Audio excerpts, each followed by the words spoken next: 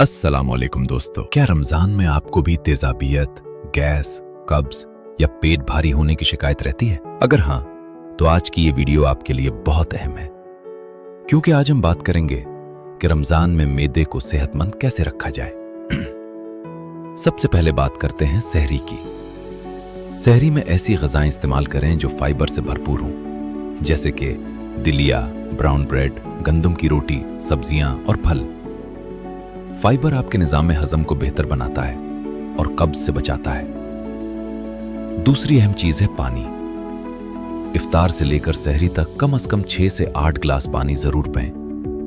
पानी की कमी मैदे में तेजाबियत और कब्ज का बाइस बनती है। अब बात करते हैं इफ्तार की। इफ्तार हमेशा हल्की और सादा ग़िज़ा से करें। खजूर और पानी से आगाज करें, फिर आहिस्ता आहिस्ता खाना खाएं। एकदम ज्यादा और तुली हुई चीजें खाने से गैस और बदहजमी हो सकती है। बहुत ज्यादा मसालेदार, चिकनाई वाली और तुली हुई अशिया से परहेज करें। समोसे, पकोड़े और कोल्ड ड्रिंक्स वक्ती मजा देते हैं, लेकिन मैदे के लिए नुकसानदेह हैं। अपनी खुराक में दही जरूर शामिल करें।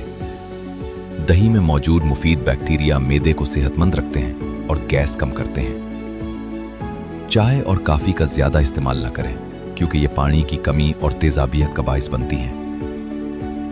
और सबसे अहम बात, खाना आहिस्ता आहिस्ता और अच्छी तरह चबाकर खाएं। जल्दी जल्दी खाने से पेट में गैस और बोझ महसूस होता है। अगर आप इन आसान बातों पर अमल करेंगे तो इंशाअल्लाह रमजान में आपका मैदा सेहतमंद रहेगा और आप ज्यादा तवानाई महसूस करेंगे। अगर वीडियो पसंद आए तो लाइक करें, शेयर करें और चैनल को सब्सक्राइब करना न भूलें। अल्लाह आप सबको सेहतमंद रखे।